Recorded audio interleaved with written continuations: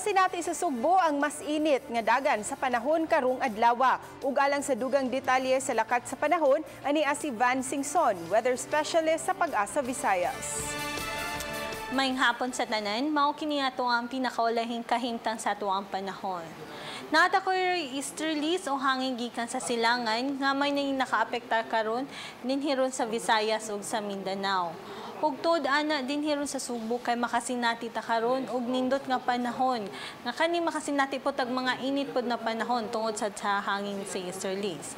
Samtang ang uban pang bahin sa Visayas dinhiron sa Eastern Visayas kay dito makasinati og mga panag sa mapanganuron ngadto na sa madagumon nga kalangitan. Nga kani inubanad og mga patak-patak nga mga pagulan, panugdog o kilat. Samtang atong hangin ug kadagatan dinhiron sa tibok Visayas kay makasinati ta karon og hinay ngadto na sa kasarangan nga paghuros sa hangin. Ug di ang atong kadagatan kay malinaw ngadto na sa kasarangan ang pagbalot. Dinhiron sa Metro Cebu makasinati ta karon og mga panagsang mapanganuron ngadto na sa madagumon nga kalangitan. Nga kani possible pud ta nga naatay makaro yung mga patak-patak na mga pag-ulan. Dinhiron sa Subo uban pang dapit sa Visayas.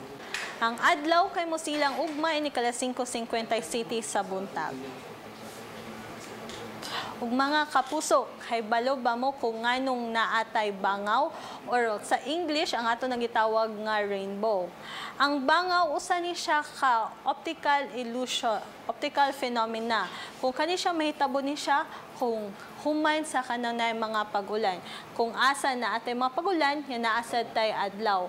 Ang kani siyang adlaw, pwede na siya nga atong i-consider usa ka white light or ang kana siyang white light ang ato pasabot ana kay mixture na siya sa tanang colors sa ato ang color sa kanang sa light.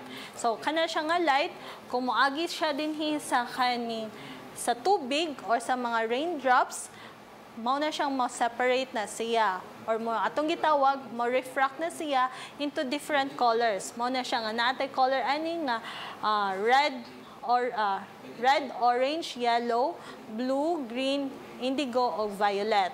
Og since kana siya inig-refract niya na inigawas niya sa raindrops, mao na siya nga atong makita noon sa ato ang mata kaning usa ka